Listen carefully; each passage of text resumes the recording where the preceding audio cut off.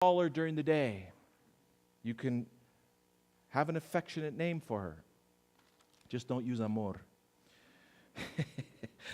You can send her flowers. You can wash her car. You can open her door. How many of us men open the doors, I don't care what door it is, for our wife? It's less and less and less. Those little things of affection go a long way for the wives in your life. I should say the wife in your life. We're not Muslims here. For the wife in your life. But these things are essential. Don't forget the hugs. A woman's need is to be hugged. There's many times, thank you for reminding us, Linda. There's many times when we as men come home and, is the dinner ready? I want to go sit down and have dinner. And we forget that our wives have been laboring in the kitchen, preparing this food. And instead of going up and maybe giving her a kiss on her neck, maybe even hugging her, where's the food? Is it ready? Sure smells good. I'm hungry. Yeah, we're probably being men, rude men. We need to be affectionate. We need to be huggable with our wives. Now remember, when you were dating, most of you men were very affectionate when you were dating.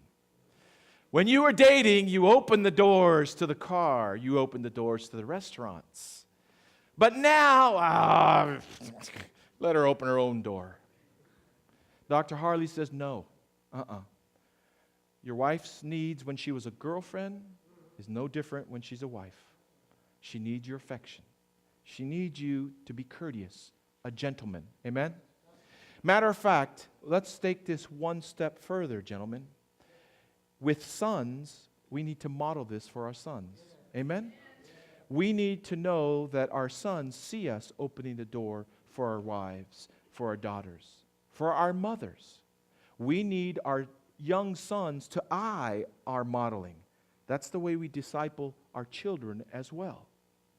Our mission as husbands is to find out what our wives find pleasurable and then zero in on those pleasurable items. Right, Pastor Ira? We need to be like a laser beam and try to figure out by talking with our wives what makes them happy. I read this cute story about an elderly couple. They were hard of hearing. And they're sitting on the porch, rocking on the rocking chair. And the husband responds to his wife and says, "I'm proud of you." And the wife says, "Huh?" And the husband's walking with his wife. And he says, "I'm proud of you." "Huh?" The husband says it for a third time. "I'm proud of you." And she responds, "Huh?"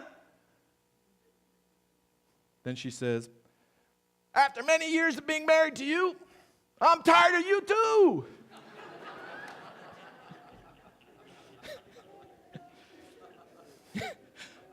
I hope that they were meeting each other's needs before that.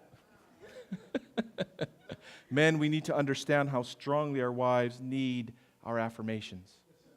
We need to understand that because they are the queens to us. We don't need royalty in this country. Our royalty is right in our own home. A hug a day goes a long way.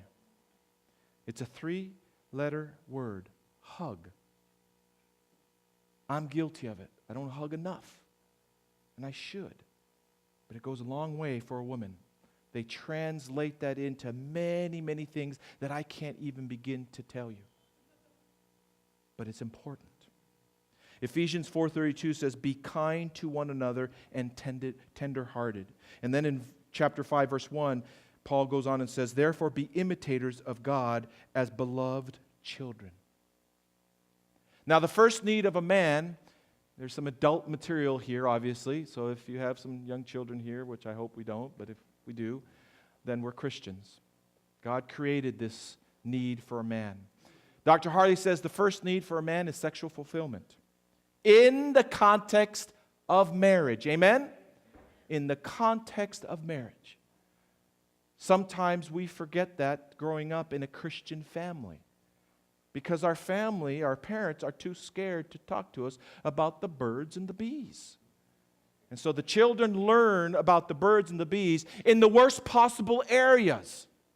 School, the street, the media.